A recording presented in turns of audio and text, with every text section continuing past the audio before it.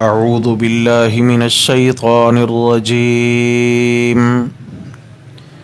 بسم الله الرحمن الرحيم.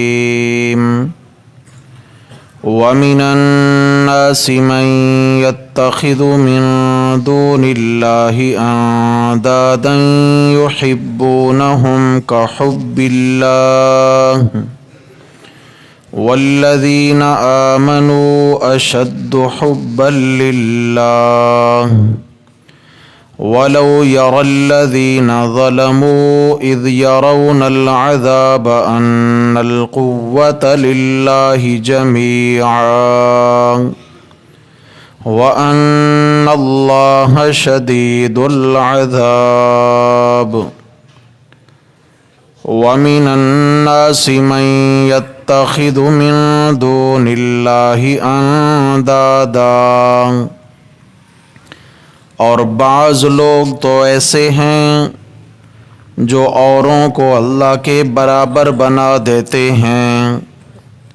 یحبونہم کحب اللہ، وہ ان سے ایسی محبت رکھتے ہیں جیسے اللہ سے محبت ہو. والذین آمنوا اشد حبا للہ، اور ایمان والے لوگ بہت زیادہ سخت ہیں اللہ کی محبت میں. وَلَوْ يَرَى الَّذِينَ ظَلَمُوا، اور اگر دیکھ لیتے ظالم لوگ، اذ يرون العذاب، اس وقت کو جب وہ دیکھیں گے عذاب، ان القوة للہ جمیعا، تو انہیں پتہ چل جائے گا کہ بے شک سارے کا سارا زور تو اللہ ہی کے لیے ہے. وَأَنَّ اللَّهَ شَدِيدُ الْعَذَابِ، اور بے شک اللہ تعالیٰ کا عذاب بڑا سخت ہے. صدق اللہ، ومن اصدق من اللہ قیلا. اللہم صل علی سیدنا ومولانا محمد وعلى آل سيدنا ومولانا محمد وبارك وسلم عليه. حضرات محترم، درس قرآن مقدس کے سلسلہ میں دوسرا پارہ سورۃ البقرہ اور اس کی آیت نمبر 165 آج ہمارے سبق میں شامل ہے. اس سے پچھلی آیت کریمہ میں اللہ جل شانہ نے اپنی وحدانیت کے ثابت فرمانے کے لیے 7 عقلی دلائل بیان فرمائے. جیسا کہ ہم پچھلے سبق میں پڑھ چکے ہیں کہ اللہ تبارک و تعالی نے دعویٰ بیان کیا وَإِلَٰهُكُمْ إِلَٰهٌ وَاحِدٌ لَا إِلَٰهَ إِلَّا هُوَ الرَّحْمَٰنُ الرَّحِيمُ، کہ تم سب کا معبود تو ایک ہی معبود ہے کہ اس کے سوا کوئی معبود نہیں، اور اس کی صفت ہے کہ وہ رحمان ہے، وہ رحیم ہے. یا اللہ، آپ نے دعویٰ معبود ہونے کا بیان فرما دیا، دعویٰ عظیم ہے تو اسی انداز کے دلائل بھی عظیم ہونا چاہیے. تو اللہ جل شانہ نے 7 ایسے دلائل بیان فرمائے جو سننے والوں کی عقل کے عین مطابق ہیں. جیسا کہ ہم پڑھ چکے کہ آیت نمبر 164 کے اندر اللہ تبارک و تعالی کی 7 صفات اور 7 تعریفات بیان ہوئی ہیں. ان 7 تعریفوں کے بیان کے بعد جو نتیجہ نکلا تو وہ اللہ کی توحید یعنی اللہ کے وحدہ لا شریک ہونے کا نتیجہ نکلا. یعنی جب ان 7 صفتوں کا مالک صرف میں اللہ ہوں، جب یہ 7 اختیارات صرف میں اللہ کے پاس ہیں تو پھر عبادت کے لائق بھی میرے سوا کوئی اور نہیں ہونا چاہیے. یہ بات بیان ہوئی. لیکن آگے چل کے فرمایا لآیات، یہ 7 ہیں تو بڑے زبردست دلائل، نشانیاں ہیں اللہ کی وحدانیت کی، لیکن ہر ایک کی سمجھ میں نہیں آتی. لقوم یعقلون، یہ صرف سمجھدار لوگوں کی سمجھ میں بات آتی ہے، جن کے دل میں ضد کا مادہ نہیں ہے، جن کا ضمیر زندہ ہے، ان کو اللہ رب العزت کا کلام سمجھ میں آتا ہے اور اللہ تعالیٰ کے دلائل سمجھ میں آتے. اگلی آیت جو آج کے ہمارے سبق میں ہے، اس میں اللہ تبارک و تعالیٰ نے شرک کرنے والوں کے لیے زجر اور ڈانٹ ڈپٹ بیان فرمائی.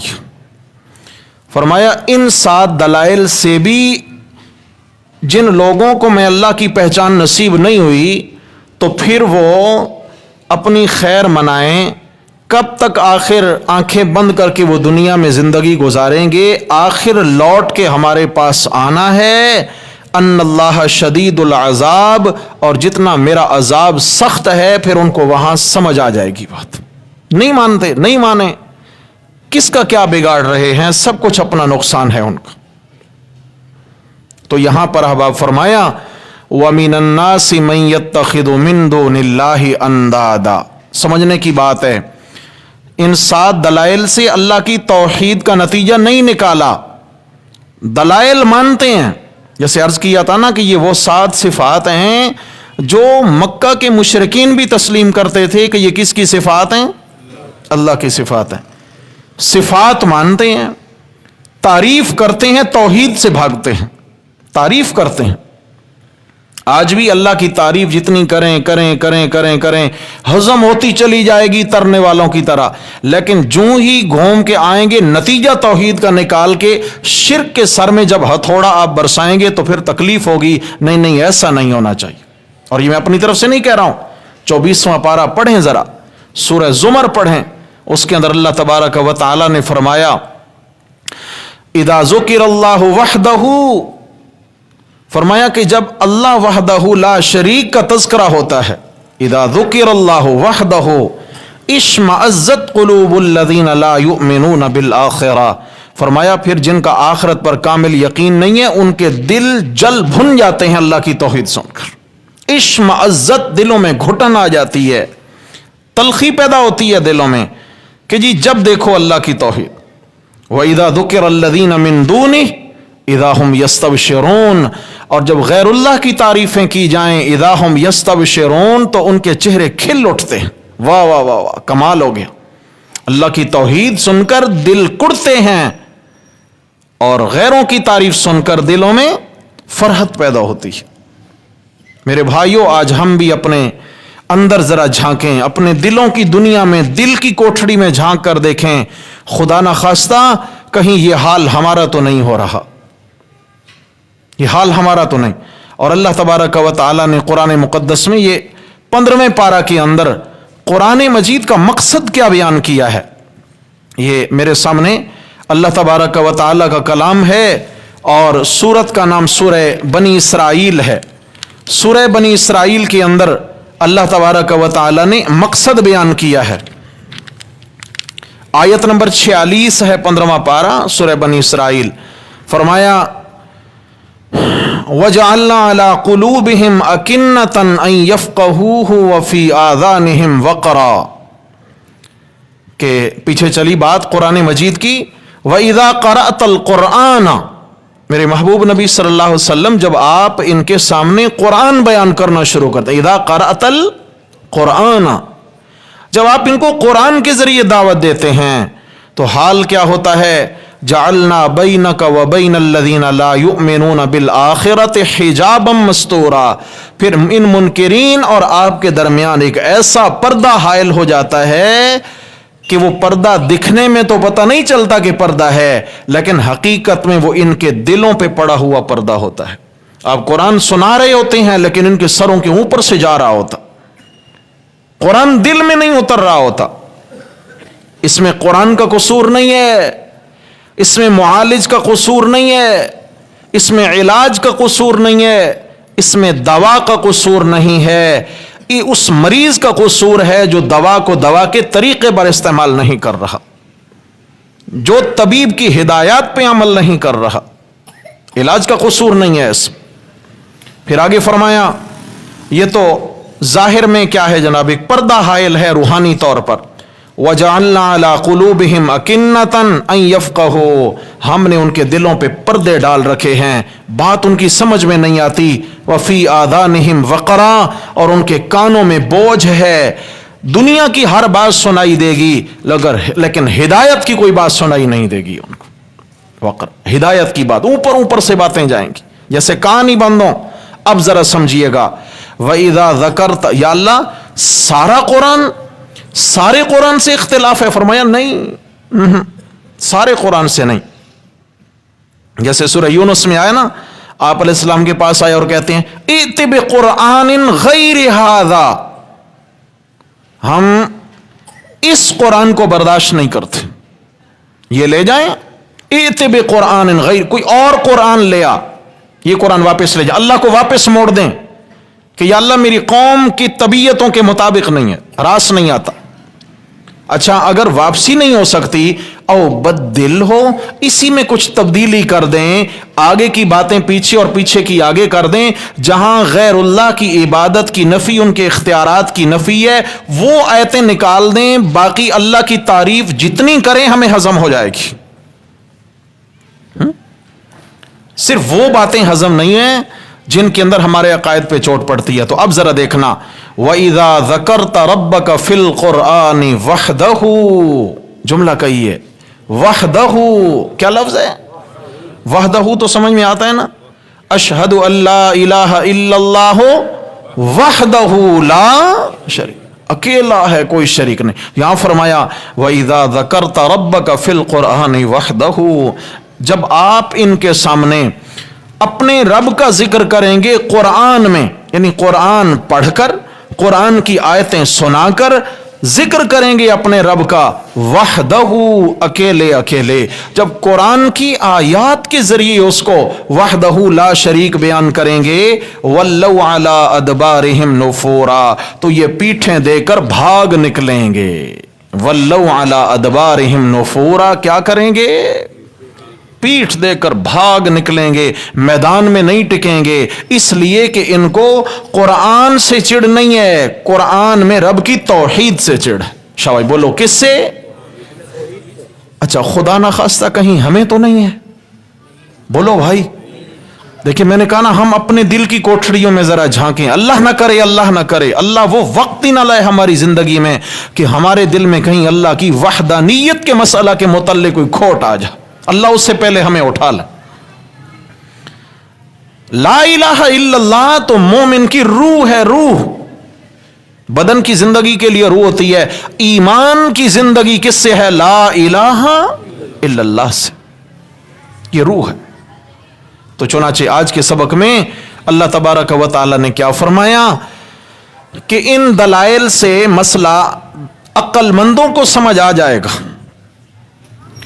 جن کا ضمیر زندہ ہے انہیں مسئلہ سمجھ آ جائے گا، جن کے دلوں کے برتن سیدھے ہیں ان کو مسئلہ سمجھ آ جائے گا، لیکن جو بیچارے ان صفات سے عاری ہیں، فرمایا ان کو بات سمجھ میں نہیں آئے گی۔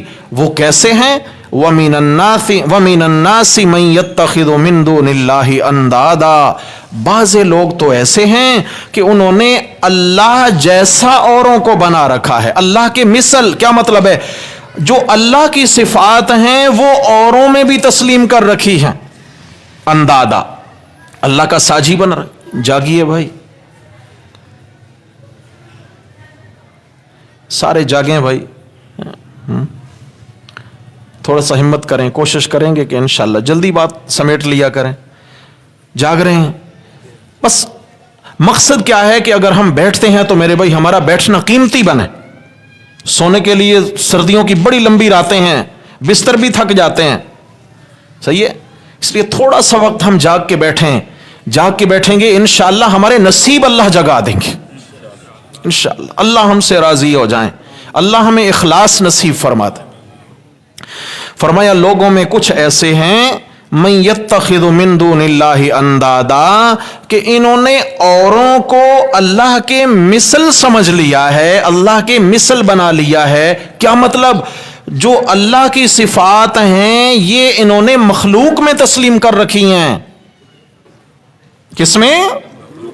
اچھا کیسے؟ فرمایا ان کی نشانی یہ ہے یحبونہم کحب اللہ، یہ غیر اللہ سے وہ والی محبت کرتے ہیں جو محبت اللہ کا حق ہے۔ یہ غیر اللہ سے کون سی محبت کرتے ہیں؟ جو کس کا حق ہے؟ اللہ کا حق۔ مشرک آدمی کی پہچان یہ ہے کہ وہ کہے گا جی میں عاشق ہوں، ہم محبت والے ہیں۔ کون سی محبت؟ دیکھیں اللہ سے محبت کریں، انبیاء کرام سے محبت کریں، کوئی منع نہیں ہے، حکم ہے، ایمان کا حصہ ہے۔ اولیاء کرام سے محبت ایمان کا حصہ ہے، ماں باپ سے محبت ایمان کا حصہ ہے، بیوی بچوں سے محبت ایمان کا حصہ ہے۔ محبت ہی محبت ہے اسلام میں۔ ایمان امن والا ہے، ایمان امن والا ہے، اسلام سلامتی والا ہے۔ تو کیا خیال ہے اسلام میں نفرت ہے؟ ایمان میں نفرت ہے؟ محبتیں، ایمان محبتیں بانٹتا ہے، اسلام محبتیں بانٹتا ہے۔ لیکن میرے بھائیوں فرمایا جو شرک کرنے والے ہیں ان کی بھی پہچان یہ ہے یحبونہم کحب اللہ، وہ غیر اللہ سے وہ والی محبت کرتے ہیں جو محبت حق کس کا ہے؟ کیسے؟ اللہ کی محبت اور ہے، انبیاء کرام کی محبت بولو، اولیاء کرام بزرگان دین کی محبت اور ہے، والدین کی محبت اور ہے، بھائی بہن کی محبت اور ہے، بیوی کی محبت اور ہے، بیٹے اور بیٹی کی محبت اور ہے، دوستوں کی محبت اور محبتیں سب ہیں، نام سب کا محبت ہے، لیکن جو محبت اللہ سے کرنی ہے وہ رسول اللہ سے، خیال کرنا بھائی کوئی جملہ میرا غلط نہیں لینا، جو محبت اللہ کا حق ہے وہ اللہ کے نبی کا بھی حق، اور جو نبی کا حق ہے وہ ولی کا حق۔ میں مثال سے سمجھاؤں تاکہ بات سمجھ میں آ جائے، کوئی شبہ نہ ہو جائے دل میں۔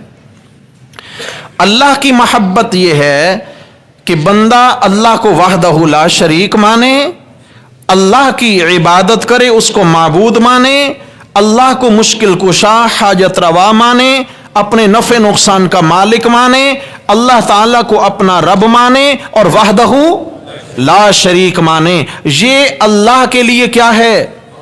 بولو، محبت ہے۔ اب آئیں رسول اللہ صلی اللہ علیہ وسلم کی محبت یہ ہے کہ آپ علیہ الصلوۃ والسلام کو سارے انسانوں میں افضل انسان مانے، اللہ کا برگزیدہ نبی مانے، خاتم الانبیاء پیغمبر مانے، آپ صلی اللہ علیہ وسلم کے ایک ایک طریقے پر چلنا، اپنی دنیا آخرت کی نجات جانے، یہ میرے نبی کی محبت ہے۔ اور اولیاء کرام بزرگان دین کی محبت کیا ہے کہ ان سے دین سیکھے اور ان سے جو دین ملے اس کے مطابق ان سے نسبت قائم کر کے دین سیکھتے سیکھتے سیکھتے زندگی گزارے۔ یہ اولیاء کرام اور اہل اللہ اور بزرگان دین کی محبت ہے۔ والدین کی محبت کیا ہے کہ ان کا احترام کرے، ان کا ادب کرے، ان کی خدمت کرے، اگر وہ جائز کام کا حکم کریں تو ان کی اطاعت کرے۔ کیا کرے بھائی؟ ان کی اطاعت کرے۔ اولاد کی محبت یہ ہے کہ ان کے جو ضروری حقوق ہیں ان کو ادا کرے، ان کو دین سکھائے، ان کی اچھی تربیت کرے، سارے معاملات ان کے لیے جو فائدہ مند ہیں وہ کرے۔ بیوی کی محبت اور ہے، بہن کی محبت، بیوی اور بہن کی محبت ایک ہو سکتی ہے؟ بولو بھائی، نہیں ہو سکتی۔ تو پھر یہ ساری محبتیں مختلف ہیں۔ اللہ تعالیٰ کی محبت ہے اللہ کو وحدہ لا شریک مان کر حاجت روا اور مشکل کشا ماننا۔ اللہ تعالیٰ کی جو محبت ہے وہ پیغمبروں کو دینا جائز نہیں ہے۔ فتنہ یہیں سے پیدا ہوتا ہے کہ جب محبت کے رنگ میں انسان ٹریک سے اتر جاتا ہے، اور اترتا محبت کے رنگ میں ہے۔ کہتے ہیں ہم محبت والے، ہم تو عاشق رسول ہیں۔ بھائی عشق کوئی بریکٹ بھی ہوگی اس کی, کوئی کہیں تو کوئی پابندی بھی ہوگی نا. یا اندھا دھند محبت ہو, اندھا دھند محبت نہیں ہوتی ہے. اللہ کی محبت جو ہے وہ انبیاء کرام کو دینا جائز, اور جو آپ صلی اللہ علیہ وسلم کی محبت ہے وہ کسی صحابی کو دینا بھی جائز, کسی ولی اللہ کو دینا بھی جائز. کیا ہے؟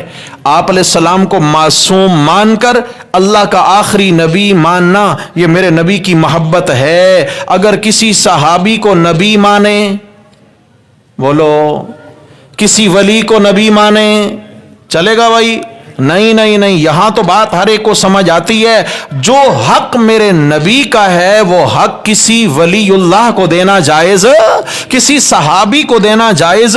جناب سیدنا صدیق اکبر کو بھی میرے نبی کا حق دینا جائز, بولو بھائی, نہیں ہے. اور جو آپ صلی اللہ علیہ وسلم کا حق ہے اولیاء کرام کو نہیں دے سکتے. یوں ہم نیچے چلتے ہیں, جتنے رشتے ہیں ہر ایک کی محبت کا معیار الگ الگ, الگ الگ معیار. لیکن فرمایا کہ شرک کہاں سے شروع ہوا؟ یحبونہم کحب اللہ. انبیاء سے, اولیاء سے, ملائکہ سے, جنات سے, زندوں سے, مردوں سے, بزرگوں سے, پیروں سے, فقیروں سے, انہوں نے وہ والی محبت رکھنا شروع کی جو حق کس کا تھا؟ اللہ کا تھا. سمجھ شریف میں بات آ رہی ہے؟ سمجھ آ گئی ہے؟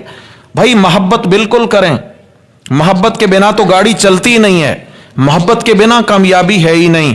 لیکن محبت کے معیار کا پہرا دینا ضروری ہے. ہر ایک کی محبت کا الگ معیار ہے, ہر ایک کی محبت الگ رنگ کی ہے. سمجھ آ گئی ہے؟ عورتیں ہیں, ماں, بہنیں, بیٹی ہے, بیوی ہے, محبت سب سے ہے. لیکن ماں سامنے آئے تو عزت کی نگاہ سے, ادب کی نگاہ سے دیکھ. بہن سامنے آئے شفقت کی نگاہ سے دیکھ. بیٹی سامنے آئے رحمت کی نگاہ سے دیکھ. اور بیوی کو شہوت کی محبت کی نگاہ سے دیکھنا جائز ہے, بلکہ اس میں ثواب ہے. سمجھ آ گئی نا؟ بیوی کے ساتھ اس محبت کے رنگ میں اللہ نے ثواب رکھا ہے. اب جو بیوی کے ساتھ محبت کا رنگ ہے وہ کسی اور رشتے میں چل سکتا ہے؟ بولو بھائی, نہیں چل سکتا, بالکل نہیں چل سکتا. سمجھ آ گئی ہے؟ ماں والی محبت کا رشتہ بیوی کو نہیں دے سکتے. حتیٰ کہ اسلام میں تو یہاں تک پابندی لگا دی, جس نے بیوی کو ماں کی طرح کہہ دیا انت علیہ کا ظہر امی, شریعت کہتی ہے تیری بیوی عارضی طور پر تیرے لیے حرام ہو چکی ہے. تو نے بیوی کو ماں کی طرح کہہ دیا نا, ہاں جی, ماں جیسا کہہ دیا, تو اب کیا ہے, تو نے زہار کر دیا. اور یہاں پر تجھے 2 مہینے لگاتار روزے رکھنا پڑیں گے, یا پھر کیا ہے, مساکین کو کھانا کھلانا پڑے گا, یا غلام آزاد کرنا پڑے. اس کے بعد تیری بیوی تیرے لیے حلال ہوگی. اس کفارے سے پہلے تیری بیوی تیرے لیے حلال کیوں؟ محبت کا الگ الگ معیار ہے, مقام الگ الگ. ماں والا مقام بیوی کا نہیں, بیوی والا مقام کسی اور رشتے کا نہیں. ایسے ہی انبیاء کرام سے محبت اس کا معیار ہے. آپ علیہ الصلوۃ والسلام نے فرمایا لا یؤمن احدکم حتی اکون احب الیہ من والدہ وولدہ والناس اجمعین.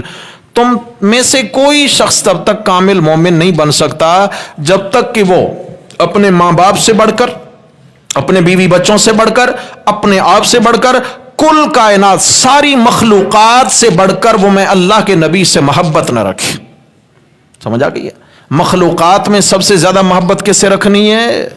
آپ صلی اللہ علیہ وسلم سے. لیکن خالق کی محبت میں آن حضرت کو بھی شریک ٹھہرانا جائز. جو اللہ کے حقوق ہیں وہ آپ علیہ السلام. ایمان سے بتائیں اب ذرا مجھے, غیب دان ہونا, دلوں کے حال جاننا, پردوں میں سے سب کچھ جاننا, ذرے ذرے کے حالات سے واقف ہونا, علام الغیوب ہونا, کس کی صفت ہے؟ اور اگر یہی صفت اللہ نہ کرے, جیسا کہ آج عام عقائد ہیں لوگوں کے کہ جی انبیاء کرام بھی عالم الغیب ہیں, اولیاء کرام بھی عالم الغیب ہیں, بزرگ بھی عالم الغیب ہیں, سب غیب جانتے ہیں. کیا خیال ہے, اللہ کی محبت اللہ کی مخلوق کو دی یا نہیں دی؟ جی, مشکل کشا ہونا کس کی صفت ہے؟ ارے بھائی مشکلیں ٹالنے والا کون ہے؟ اور جب اللہ کی اس صفت کو حضرت علی المرتضی رضی اللہ تعالیٰ عنہ کو دے دیا، کیا خیال ہے حق ادا ہو گیا محبت کا؟ یہ محبت نہیں، اسے میں بے راہ روی کہوں گا۔ یہ محبت نہیں، کیا ہے؟ یوں ہی ہے کہ کوئی جائز اور حلال راستہ چھوڑ کر ناجائز راستے میں اپنی شہوت کی تکمیل کرے اور کہے کہ یہ میری محبت کا تقاضا ہے، تو اسے کہا جائے گا معذرت کے ساتھ یہ محبت نہیں، تیری بے راہ روی ہے۔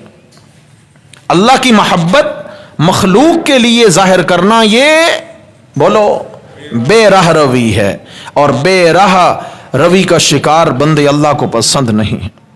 اب ایمان والوں کی صفت بیان ہوئی، والذین آمنوا اشد حبا للہ۔ سبحان اللہ، محبت کا معیار آ گیا، بلکہ ایمان کا معیار آ گیا۔ شرک کا معیار کیا تھا؟ شرک کی پہچان تھی یحبونہم کحب اللہ، ساری محبتوں کا اچار بنا رکھا ہوگا۔ شرک کیا ہے؟ ساری محبتیں، ادھر کی ادھر، ادھر کی ادھر، ہاں جی، ساری محبتیں آپس میں گڑمٹ، کوئی معیار نہیں، یہ شرک ہے۔ اور ایمان کیا ہے؟ والذین آمنوا اشد حبا للہ، ایمان والے سب سے زیادہ جو سخت ہیں تو اللہ کی محبت میں ہیں۔ کس کی محبت میں؟ یہ سخت نہیں اللہ کی محبت میں کہ اللہ کے حکم پر اپنی گردن بھی کٹا دیتا ہے۔ کوئی کافر کر سکتا ہے؟ یہ مومن نہیں کرتا ہے۔ اپنے گھر بار لٹا دیتا ہے، اپنی نسلیں ذبح کرا دیتا ہے اللہ کی محبت میں، صرف اللہ کی محبت۔ والذین آمنوا اشد حبا للہ، ایمان والے اشد کا آسان معنی کروں، والذین آمنوا اشد حبا للہ، ایک شدید ہوتا ہے سخت، شدید، ایک ہے اشد سب سے زیادہ سخت۔ تو معنی کیا ہوگا؟ ایمان والے اللہ کی محبت میں انتہا پسند ہوا کرتے ہیں۔ کیا کرتے ہیں؟ انتہا کرتے ہیں، انتہا، اللہ کی محبت میں انتہا کر دیتے ہیں، اللہ کی محبت میں انتہا کر دیتے ہیں۔ معلوم کیا ہوا کہ وہ اللہ کی صفات اللہ ہی میں تسلیم کرتے ہیں، اور زندگی بھر اللہ کی وحدانیت کا پہرا دینا، یہ ان کا ایمان ہے، یہ ان کا ایمان، یہ معیار ہے اللہ کی محبت کا۔ پھر آگے چل کر فرمایا جن لوگوں نے دنیا میں معیار قائم نہ رکھا اور اللہ کے حصے، اللہ کے حقوق مخلوق میں تقسیم کر دیے، حال کیا ہوگا؟ وَلَوْ يَرَى الَّذِينَ ظَلَمُوا إِذْ يَرَوْنَ الْعَذَابَ أَنَّ الْقُوَّةَ لِلَّهِ جَمِيعًا۔ یہ جو ظالم لوگ ہیں، ظلم، سب سے بڑا ظلم تو شرک ہے، إِنَّ الشِّرْكَ لَظُلْمٌ عَظِيمٌ۔ فرمایا جو شرک کرنے والے ظالم ہیں، فرمایا کاش یہ اس وقت دیکھ لیتے، اس وقت کو مد نظر رکھتے جب دیکھیں گے اللہ کے عذاب کو، تو پھر ان کو پتہ چل جائے گا، یا یہ بول اٹھیں گے اس وقت، ان القوت للہ جمیعا، کہ ساری کی ساری طاقتیں کس کے پاس ہیں؟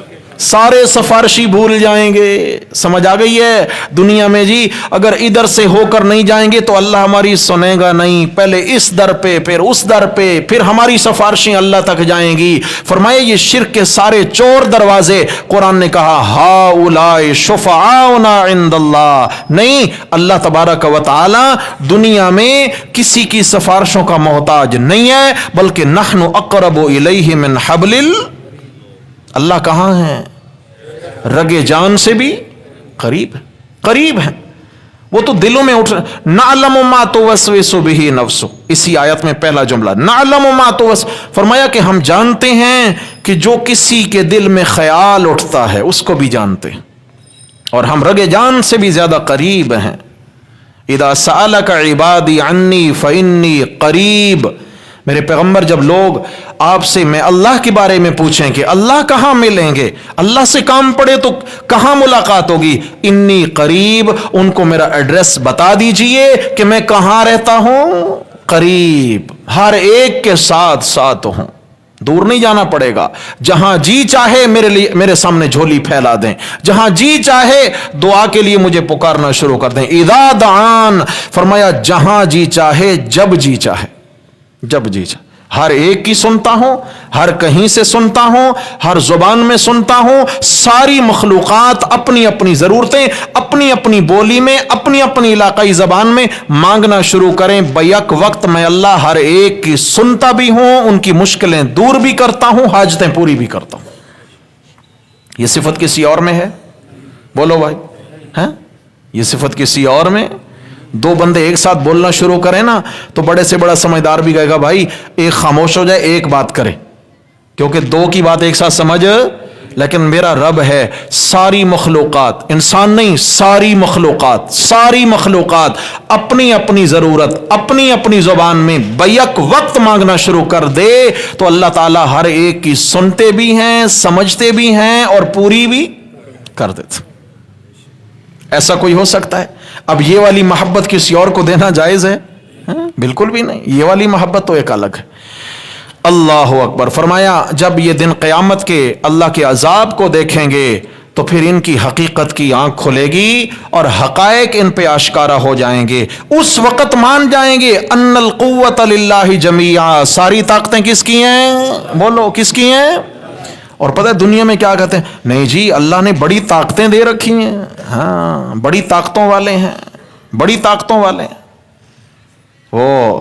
یہاں تک بھی کئی وائز تو بیان کرتے ہیں کہ 11ویں والے پیر صاحب اگر مغرب میں ہوں اور مشرق میں اگر کسی کا سطر کھل جائے تو وہاں سے بھی حضرت ہاتھ ڈال کے اس کو شلوار پہنا دیتے ہیں. جی عقیدہ ہے، کتابوں میں خدا کی قسم لکھا ہوا ہے، لکھا ہوا ہے کتابوں میں. سطر ڈھانپ دیتے ہیں. انا للہ و انا الیہ راجعون. اور میرے بھائیوں اپنے دل کے اندر خدا کی سچی محبت بٹھا لیجئے. کٹتے کٹ جائیں گے، مرتے مر جائیں گے، مگر کسی کو اللہ کا شریک. میرے نبی صلی اللہ علیہ وسلم اور تمام نبیوں پر، تمام اولیاء کرام پر ہماری جانیں بھی قربان ہیں. زہ قسمت ان سے نسبت قائم رہے، لیکن اللہ کا حق کسی کو دینے کے لیے تیار ہیں؟ کسی صورت نہیں. یا پھر اس کا دوسرا مطلب یہ ہوگا وَلَوْ يَرَ الَّذِينَ ظَلَمُوا إِذْ يَرَوْنَ الْعَذَابَ، کہ یہ شرک کرنے والوں پر، بہت ساری قوموں پر دنیا میں بھی عذاب آئے. جب دنیا میں ان پر عذاب آیا کرتے تھے پہلے تو عقیدہ ہوتا تھا اپنے اپنے معبودوں کی قوت اور طاقت کے متعلق، لیکن جو ہی اللہ کا عذاب آتا ان القوت للہ جمیعا، فوراً کہہ اٹھتے نہیں نہیں حقیقی طاقتیں کس کے پاس ہیں؟ اللہ کے پاس ہیں. لیکن جب عذاب آ گیا تو پھر کوئی چھڑانے والا نہیں ہوگا. وَأَنَّ اللَّهَ شَدِيدُ الْعَذَابِ، اور اللہ کا عذاب بڑا سخت ہے. اللہ کا عذاب بڑا سخت ہے. اللہ تعالیٰ سمجھانا چاہتے ہیں محبت رکھو، ہر ایک سے رکھو، لیکن اس کے معیار کو قائم رکھو. محبت کے معیار سے ادھر ادھر نہ ہونا. اللہ تعالیٰ کے لیے محبت کا معیار الگ، نبیوں کے لیے الگ، اولیاء کرام کے لیے. اب اگر کوئی قادیانی کہہ دے کہ بھئی ہم نبی کریم صلی اللہ علیہ وسلم سے محبت رکھتے ہیں لیکن مرزا قادیانی سے ہمیں اتنی محبت ہے کہ ہمارا دل چاہتا ہے کہ ان کو نبی مانیں، کیا فتویٰ ہوگا؟ بولو. وہ تو محبت کی بات کرتے ہیں، آپ نے کفر کا فتویٰ جڑ دیا. ہر مفتی کا یہی فتویٰ ہوگا. لیکن ان سے پوچھیں کہتے ہیں جی ہم محبت میں کہہ رہے ہیں. عیسائیوں نے محبت میں حضرت عیسیٰ علیہ السلام کو اللہ کا بیٹا قرار دیا تھا. یہودیوں نے حضرت عزیر علیہ السلام کو محبت میں اللہ کا بیٹا قرار دیا. مکہ کے مشرکین نے فرشتوں کو محبت میں اللہ کی بیٹیاں قرار دیا. قرآن نے فتویٰ کیا لگایا؟ کفر کا، مشرک ہونے کا. سمجھے نا؟ تو میرے بھائیوں دوستوں بزرگوں، اللہ تبارک و تعالی اپنی محبت، اپنے ساتھ ایمان کا معیار سمجھانا چاہتے ہیں کہ میری محبت کے دائرے میں آ جاؤ، میرا جو حق ہے وہ مجھ ہی میں مانو. والذین آمنوا اشد حبا للہ، اور اس طرح مانو، اس طرح کٹتے کٹ جاؤ لیکن اس پہ سودا بازی نہیں ہونے دے. یہ ایمان، ڈگمگا نہ جائیں، ڈگمگا نہ جائیں. سمجھ میں آ گئی یہ بات جی؟ اس کے بعد اللہ تبارک و تعالیٰ نے اگلی آیت کے اندر پھر ایک مکالمہ بیان کیا ہے.